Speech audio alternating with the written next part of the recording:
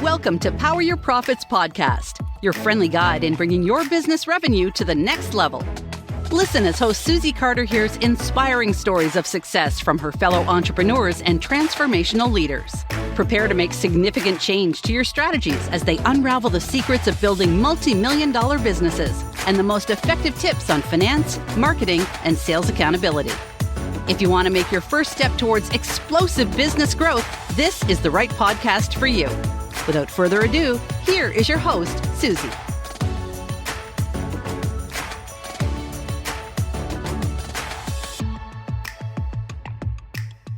Oh my gosh, I'm so excited to have you. And this is such a juicy topic that we need to talk about. So talk about, Michelle, from your own words, like who do you serve? What's your magic? And what's your business doing differently than anyone else? All that.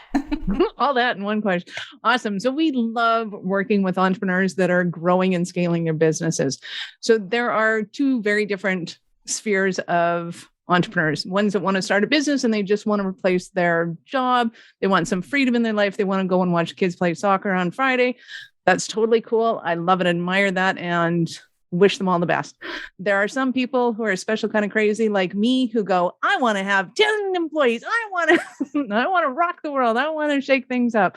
And those are the entrepreneurs that we absolutely love and adore working with. So particularly we love working with serial entrepreneurs who love finding companies, starting them up, and they just have a habit of running 7- and 8-figure companies, and we love doing the tech for them. Now, does that mean that those are the only people that we do tech for? No, absolutely not. It's people that just, it's interesting, possibly, but they don't have the wherewithal to do it. And or they just know that as a business owner, tech is not the focus of this company, so I just want somebody to take over and do it right. And one of the things that we love to do is to automate processes so that anytime you're doing something over and over and over again, that you can duplicate that process so that it becomes a computer-generated response and you're not paying people for that. The reason I believe that you pay people to be employees in your company is so that they can bring their creativity, their humanness to the job, and they can do a lot of fun and interesting things that computers just can't do. So anytime you're doing things like accounts receivable, that's not human worthy. Calling somebody up and going, hey, your credit card expired. That's not human worthy. That is computer, hey, email, hey, I think your card expired. Do you want to do it? Click, update, done. That kind of conversation doesn't have to involve people. The kind of conversations you want to involve people with are your sales calls, your follow-ups, your engagement calls, and say, hey, I know you're interested in this. And then be able to have the technology to be able to put somebody on a personalized journey within your company, whether that means they're in your big programs and you're cross-selling them, whether it means you're starting them on the ladder of ascension and going like one step at a time, that's all good. But it's being able to know what processes in your company are most beneficial to you and your clients to have automated and which ones to have human interactions with and to be able to have fun with those. So that's what we love to do, is work with the strategies, the systems, the support, implementing the tech for people. And we have a whole team of techies that love things like spreadsheets and acronyms and all the stuff that most of us don't like. I love the spreadsheets. I just don't want to build it. Just give me a pretty spreadsheet. And that's my love language. Awesome. So many people right now are struggling and they're scared to pay extra money. So let's talk about the pandemic and what's been your secret sauce to keep growing and staying in action. Well, to me, one of the, if I dare to say it, fun parts about the pandemic, because everybody went online, everybody realized that going online was a thing. So to back up the bus a bit, once upon a time, I ran a company called Success Therapy, and we were a hypnotherapy, basically regression therapy company. And we had clients all over North America and across the world. And I went, if we're doing this over the phone, there's really no point to have an office. So I got rid of my office in like 2007. And at a time when everybody was going, oh, the bigger, the better your office is. It does make sense. It's an expense that I don't need. And people don't like driving over, having to deal with parking and all that kind of crap. So having the experience of having what would traditionally be a bricks and mortar company and figuring out how to do it online, having that wherewithal to be able to go, I don't care if you make lemon juice on the corner, we can still figure out how to get your ideal client to that corner at that time in order to be able to deliver your lemonade, or send lemonade to their corner and have it delivered to their house. And they're going, yeah, this is awesome. All of which is now commonplace because everybody knows about Skip the Dishes. Everybody knows about, Facebook ads. They know about all these things. And to me, it's being able to recognize that your circumstances don't forecast your life at all in any way, shape, or form. Whatever is happening in the world, the more we can focus inward and see where our creativity is, where our skill sets are, and we can expand on those, we can have a lot of fun with it. Going digital just assists or helps. It's a tool that we can use to be able to skyrocket. So for example, once upon a time, to be able to advertise and find your clients, you might have had to have put up a billboard and TV advertisement, a magazine, all of which were super expensive. Now you have a cell phone, bam, you've got a marketing tool, right? So it's made things a lot easier. I love that. So what I love is you help people maximize their efforts, minimize their efforts, and maximize their profitability. Let's talk about how you do that for entrepreneurs. Yeah. So most entrepreneurs, regardless of what they are, so if they're a coach, an author, a speaker, or they're a plumber, an electrician, or they're a lawyer, or they're a doctor, their mojo is in doing that skill set that they were trained to do. Even if you get somebody like me that quote doesn't have a quote unquote skill set. I help people strategize their business. I don't know if that's exactly considered a skill set, but my mojo is being able to work with people doing their strategy. It's not in being able to do their tech. It's not in being able to do the administrative parts of the business that need to get done. Things like your taxes need to get done. Your legal agreements need to be written up by a lawyer. Do not steal them from the neighbor, and don't get your kids to write those out, right? So there's certain things, aspects in your business. Don't cut your own hair. You can cut your own lawn if you really want to, but you don't have to. But tech is one of those things that unless you have that techie personality, that mindset, it's one of those things that you end up wasting so much time on that it's unbearable. Even if you're having fun wasting that time, it's still not productive to the business and the company. So if you can spend your time and effort doing that thing that you do best, that makes you the most amount of money, and then you have the support that can automate and put systems in place so that it can speed up those processes that you don't want to have to do. Things like accounts receivable, things like figuring out who gets paid what commission on their affiliate payments, things like sending out an email to remind somebody to show up for an appointment on time. Some of them may care and read every single one of those reminder emails, and some of them may ignore them all and just show up.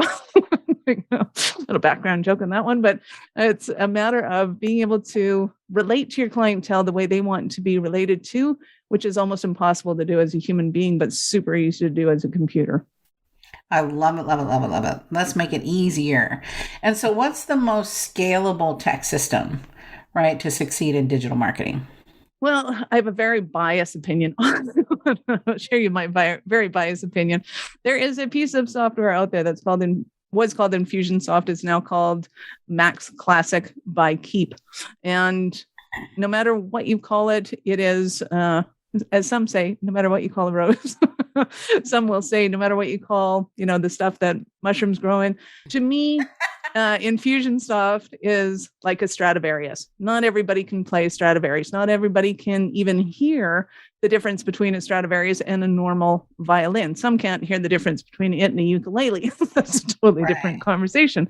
But to us, being able to have an instrument that can perform on a high level basis, to be able to do high functioning programs, to be able to do whatever you as the entrepreneur go, hey, I had this brainiac idea and I think I want to do that. Because if you haven't noticed, a lot of entrepreneurs are kind of slightly crazy, which is super fun.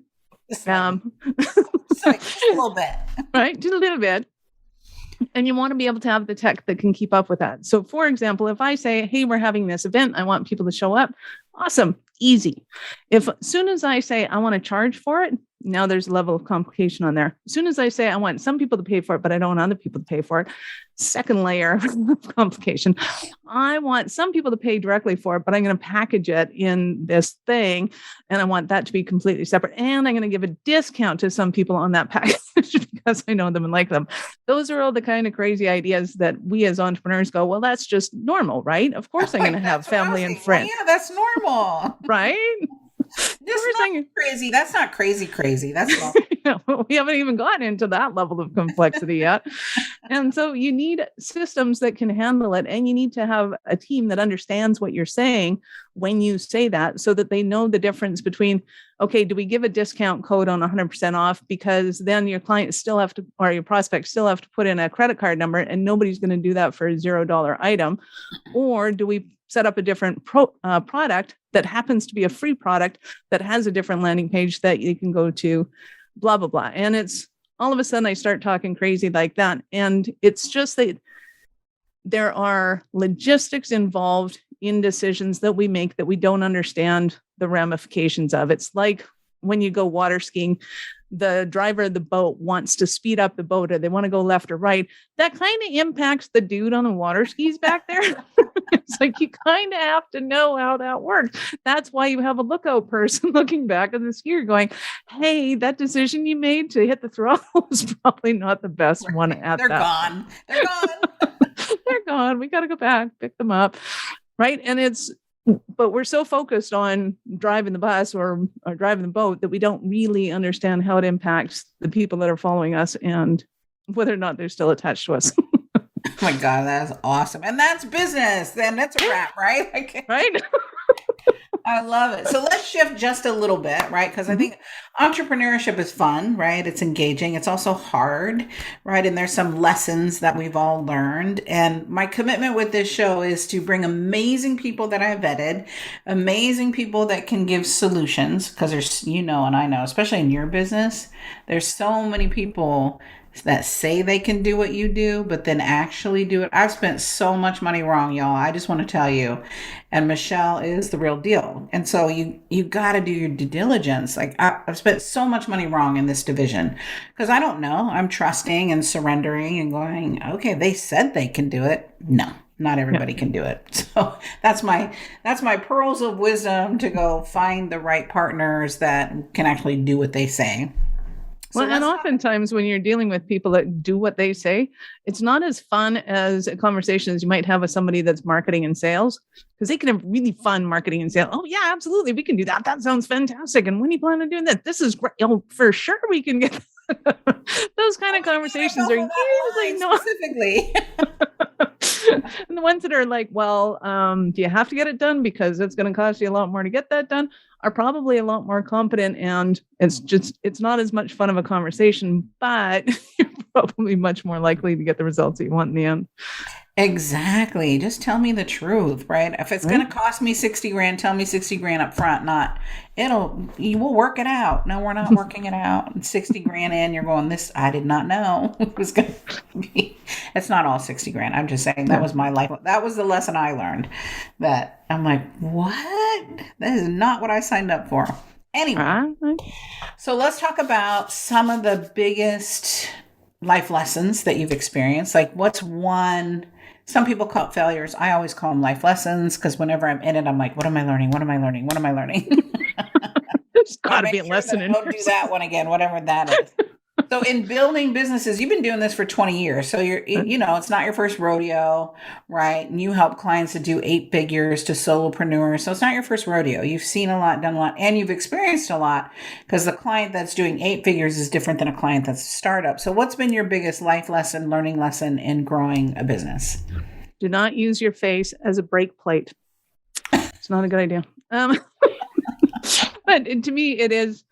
When we learn how to ride a bike or we learn how to walk, are there bumps along the way? Yes, absolutely. Have we all done a face plant? Yes, we have. Have we all, wiped out on our bike? Well, some of us with older brothers, sisters did it more often than it was supposed to be done, because, they thought it was funny to kick your tires on the way by. And, entrepreneurial life can be like that. You feel like somebody's just, kicked your tires because they could on the way by. And it's to me, it's important to recognize that when something like that happens, it often will turn the focus of what you got going on in a direction that you wouldn't have normally gone on your own. But there's something around that corner that once you see it, you go, oh my God, this is perfect. So it's like you can't have the blessings without having the curses in the first place. So it's not so much that you're enjoying the face plants while they're happening, so much as you understand that those face plants are going to get you somewhere that you wouldn't have been able to get to without doing it. So a ton of the mistakes, and some of the more fun mistakes I made, very first company I opened up was a tanning salon up in the Northwest Territories, which is essentially the Canadian Siberia. It's like way up there. And a tanning salon, meaning, one of those places like Fabutan or whatever, where you go in and you get a tan, right? I'm thinking there's a whole bunch of super pale people up where the sun doesn't shine, and they need to have a tan before they go down to Florida and Key West and discover all the fabulous sunlight that is down there. And our phones were ringing off the hook. Absolutely everybody wanting to call about getting their hides tanned. Not their wives tanned, their hides tanned. Which is like, and I'm trying to explain tanning to them, and they're trying to explain why they want their hides tanned. Like, okay, clearly something is off with my marketing. It was kind of funny, and that one failed. But fortunately, it only cost me a tanning bed. I got a free tanning bed out of it, so I was happy. So really tanning the hides of the animals that they've shot and killed. Oh my gosh. So the tanning business wasn't a success. Yeah, not up there. What'd you learn? What was the learning lesson? Well, the learning lesson was finding out what the market wants, where you're at for starters, and what your market is, and then creating business to serve and support that need. So we're tanning salons down south doing phenomenally well. Yes, and probably most of them in Key West, more so than where we were, ironically. Keep in mind, this is 90s. That was a long time ago. But that when you understand kind of what the market is, where you're at, what they're looking for, and bringing in your magic sauce to be able to provide for that, then there is a niche and you can create an awesome business experience for it. So it was, and fortunately for me at that time, that wasn't a really expensive lesson to learn. I was like, okay. And that's why you look so glowy right now. It's because I was so white that when it turned, it was about 40 degrees outside. I went outside and it was like cook. Right. It was the warmest I'd seen in a while. I did the same thing. I had $1 million business, right? But that was the hardest $1 million I'd ever made. We were a membership site in the beauty industry, and only 50% of those salons owned computers. And we're a membership site providing marketing tools, SOPs, like all the back infrastructure you needed for your business. So then I had to tell them why they needed a computer and then why they needed our software, right? It was pulling teeth, but just because they need it doesn't mean they want it. That was the biggest, oh my gosh. Now, some people are like, well, it was successful, but was it? Like, how much more money if I would have went into the right market? But that was my industry. And I'm like, you need this. You have to do this. And they're like, no, we don't. We hate computers. Right. As my spouse at the time said, we would have made a lot more money putting in a tanning lotion dispenser at the airport. Hey, don't forget that. Right. Done. On your way. Zero effort, zero time. Oh my God. That is hilarious. I love it. That's a great story, right? When you look at that. But your story reminds me of when I used to work at one of my only occupations. I worked at a electronics store, and they just brought in the PC. So brand new, whole new division called computers. Never had before. I know that's hard to imagine, but people would come in and they're like, okay, I want to buy this thing. Hey, it doesn't work. Like, well, you have to turn it on. Well, I did turn it on. No, you turned the monitor on. And they're all expecting it to run like a TV, right? I just turn it on and it works. And then it does something for me. It just makes my life easier. I know you watch those commercials like a computer will change your world. Yeah. Uh-huh. I remember when I first started learning, I would save a Word doc and I'm like, where does it go? It just says save. I don't know where it goes. It just disappears. Right. We're trying to explain. I was one of those hairdressers that needed that computer that you have 20,000 saved documents on your desktop because there's nowhere else to save it. Yeah. It just said saved. I don't know. So what is one of your wealth hacks? Like, what do you do to build your wealth, to build your future? Because part of this show, Power Your Profits, is all about running a business, but creating profit so that you can live the lifestyle that you want. And so share with us what's one of your wealth hacks, wealth strategies that you use in your life. Well, one of our biggest ones, I think, that I caught on to early was instead of buying things, I bought assets. So if it had the capacity to make me money by having it or saving me money somewhere, then I was, quote unquote, allowed to buy it in my mind. So I have a fantastic stiletto. Let's say curiosity. I love stiletto shoes, but if I wanted to buy them, I had to figure out a way to make money off of them because otherwise it was just a commodity and I was just acquiring things. So it became kind of my moniker for the branding was I wore stilettos and had 1-inch heels. And when I went and talked on stage, people noticed. I was like, right. You may have noticed it for good or bad, or because I look kind of stereotypical. I won't even say that. Wait, how big was the heel? 6 inches or more. 6 inches. Okay. I thought you said 1 inch. I'm like, that's not a stiletto. No. And one inch nails. Yeah. So my fingernails were 1 inch at minimum. Okay. And my stilettos were 6 inches. You were looking foxy is what you were looking like. Oh, we teased that I was looking a little like a tie hooker, but that's okay. So, I still got their attention, and that was all that mattered in my branding at that time. Right. So the way you leveraged money was as to monetize it became the brand. Ironically, it was anything that I acquired had to, in some way, shape, or form, make me money if I wanted to do it, and it was all good. And being able to focus on not just paying the bills, but on creating wealth. So it's one thing as an entrepreneur, because it's so easy, especially when, if you're having to put the staff payroll on your credit cards to be able to go, okay, I can't afford to pay myself right now. And my answer was always, I can't afford not to, because if I go bankrupt, then I need something that I have to land on. What am I going to land on? And how does that whole process work? So understanding that even if somebody declares bankruptcy, there's still certain assets that they can maintain, and being able to put money into those assets so that if that happened, that I had something to land on. It wasn't that I was planning on it. It was that there's a contingency plan, and that all things going great and bankruptcy never hit, I still have those assets that I can put in towards something bigger, better once the stability comes in that I was looking for. So I have not declared bankruptcy before.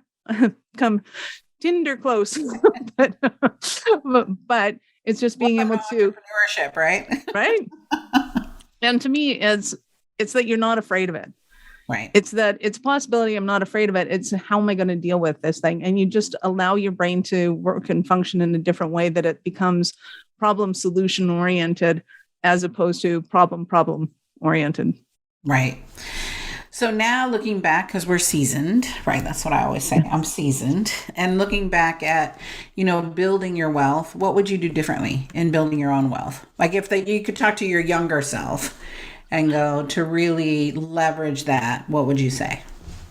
Well, to make it universal, it would have been to say, don't let fear stop you from doing things. So once upon a time, I met, Sharon, his brain just popped out of my head. The guy that wrote the book on no money down real estate. Yes. Give me, drop me in any city, anywhere, anytime, and I can create a real estate deal. I had been gifted tickets to go and see him, and somehow we ended up talking. I think I was like 18 or 20, something ridiculous like that. And he goes, oh, absolutely. Like we're going out to the streets and we're finding, people that are lined up at this Sally Ann. and taking them to be part of our program. And my ego got in the way and my fear got in the way and went, I can't ask people for money. I can't be seen as poor. I can't be blah, blah, blah, blah, blah. Like everything just flooded. And I went, well, that's really nice. Good for you. Have Good luck. Good luck with that. It's like me telling Robert Allen, hey, good luck with that. Let me know how it goes. Right. The one Like, I'm such a dumbass. Oh my God. Learned, right? The things. That's all good, right? We all learned. The deal is we learned, right? And so I think that's taking an asset called a relationship, right? Because everyone's looking at me, what's in it for me. Sometimes you don't know. Like you're just around the right people. I call God, you can call it whatever you want, right? But puts you in situations that has you get a lesson. What's the lesson? So as long as you got a lesson out of it, we're happy, right? And I got a good photo of Robert Allen and me. And a good story because it's funny. Yes. So at the end of it all, Michelle, what do you want to be known for? Nice. Personally, I want to be known that I'm the kind of person that goes first and makes your life easier and more effortless because of it. So basically look at me and go, wow, if that crazy whack that can, I can get away with anything. This is easy. That's my inspiration for you. As a company, we want to be known as the experts in Infusionsoft. And to me, it's really easy to do with my my partner in business and pleasures, we like to say, because there are often times when he will call up the programmers at Keep and go, hey, I need this done. And they're like, oh, we don't do that. Oh, can I talk to your senior guy? Okay. Can I talk to the programmer? Okay. This is what right. and gets it done. So to me, again, if we can make something that tends to be a pain in the butt for most people and turn it into something that's fantastical and musical to you, that's what we want to be known for. I love it because that is one of my biggest pains. The mistake I made, the first online business manager I hired, I got excited because she knew Infusionsoft. I threw all my systems out the door, right? I'm like, oh my God. Because it was like, I need someone that can do this. Worst hire, probably the worst hire I ever did because I got excited. This was Michelle, right? It's like, oh my God, because if you don't know it, it's very intimidating, right? Once you understand it. It is a beast. It's totally a beast. And I often say, like, just because you know how to drive a car doesn't mean you know how to drive a semi. Do they both have steering wheels, gas pedals, wheels, brakes? Yes. But you need a totally different license to be able to drive a semi-trailer with, temperature controls in the back or a cement mixer. And as a business owner, you don't want to be driving your own semi-trailers. You want to be in a nice, cozy, comfy office, doing the things you love to do and having somebody else drive the beasts that are actually the logistics of your company. And to me, it's the same thing with Infusionsoft. It will do anything you ask it to do with the right amount of input, output. But I love that. And I love that you assimilate it to a semi-truck because that's what it feels like sometimes for us lay people entrepreneurs. So thank you for giving us language. And then you don't feel like a ding dong, right? So right? You know you need it because you need it. I need every bit of information that it stores in there. And we know that we don't use it to the capacity we do, right? So you need a Michelle. You need someone that can say, you're leaving a ton of money on the table because of this, whatever this is, right? Inside of that technology, it's supposed to make our life easier. Well, and one of the big things that they've been talking about is the idea or notion that because there's more people online, because there's more businesses going online, you need to be able to have hyper personalization in your marketing. So these big word that Forbes is using and Microsoft is using, and right. It's a big Fortune 500 comment. But if they're talking about it, like we got to be talking about it. So if you don't have the wherewithal to be able to afford Salesforce is a huge piece of software. And if you have 100 employees, then Salesforce is probably the right thing for you. And you need that kind of capacity. But if you're running anything from a solopreneur up to those 100 people, then you need something that's more affordable, but still has the same functionalities. And it's easier to have those same functionalities and a team than it is even as a Fortune 500 company, you're never going to run your own tech. Right. Ever. Right. So let's talk about personalization, because I think that's a juicy, give me some ideas of what that looks like for you that we can do with Infusionsoft. Absolutely. So the example I love to give is, say you were an event planner and you have some awesome band coming into town. And I like to say, if you had the Rolling Stones coming into town, you're going to promote them all month. Now, you would never do that with the Rolling Stones because they're going to sell out in, 3 minutes. But I'm on like, no, 3 minutes, Susie. Okay. Exactly. So say you had somebody coming into town, you're going to promote them all month. You could use something like MailChimp and go, hey, the Rolling Stones are coming to town. Hey, the Rolling Stones are coming to town. Hey, the Rolling Stones are coming to town. Somebody buys the ticket. You don't want to keep going, for the rest of the month. Hey, the Rolling Stones are coming to town, because that's super freaking annoying. What you want to do is take them out of that campaign and then put them in a different campaign and go, hey, you buy your tickets. That's fantastic. Concerts are a lot more fun with a friend. Now, some software can do that in the moment that they're buying the tickets. They can upsell in that moment. But as soon as they go, no, I'm done, this is all I want to buy, most software will drop that client. Infusionsoft gives you the ability to be able to put them into another campaign and say, hey, concerts are way more fun with your friends. If your friends are there, blah, blah, blah, and you can start to sell them on the idea. Once they've bought that ticket, you go, hey, you're bringing your friends. Well, we still have some box seats left. If you want to bring 8 of your friends, it's going to be like the price of one more person. You may as well bring all 10 of your friends. Hey, you got a box seat? That's fantastic. We have valet services in the VIP section. Oh, you got the valet VIP. You can get the backstage passes, right? Because that they're interested and how to target that thing that they're interested in. The person who didn't buy the tickets to, say, the Rolling Stones, is like, hey, maybe, 80s rock isn't your thing. We've got this other band coming. Is that kind of where you'd like to be? Or we have these 8 different genres coming in. Which one's your favorite? And what would you like to know about so-and-so? So you start to identify who your audience is. You can identify the things that right now a lot is very controversial. People don't want to know. I don't want my software company knowing how old I am, what gender I am, or what I associate with. I don't want them to know what my favorite color is. I don't want them to know all these things. And I am the personification of not knowing those things. So to me, I hate it when Google shows up with ads that look, or not ads, but searches that look a lot like something else that I searched for. So if I search red shirts, and then the next day I go in there and type in dog collars, I don't want to have red dog collars showing up. And it's like, right, that search had nothing to do with the search. So don't mess the two up. Right. But what I do want them to know is that I have an eclectic view on the world. So when I do a search, I want to have a variety of things showing up, and I don't want it narrowed down, which is also an opinion of how I want my advertisements to come up. Right. So for you and what you're doing, I might be super vigilantly interested in how do I start a speaking business, right? But I don't really care about the author thing. I don't care about the other thing.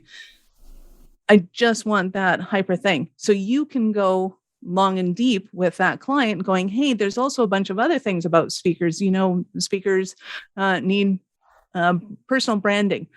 Speakers that go on stage also need to know how to be able to articulate. Speakers that go on stage need to know how to tell stories. So there's a whole lot of things that you can offer somebody that just wants to know about that thing, which is fabulous. And you can also work with me, somebody that goes, I just want to know about the strategy of all businesses. I want to know the strategy of book selling. I want to know the strategy of this. I want to know all of those things. So clearly those are 2 very different clientele, even though they're both yours. Right. Right. So each one of us can have 2 very different experiences, even though we're still buying all your stuff, which is why most people go, well, I can sell anything to anybody. So this is really hard, because all of their marketing says, hey, are you at all interested in business? Which doesn't call me out in any way, shape, or form.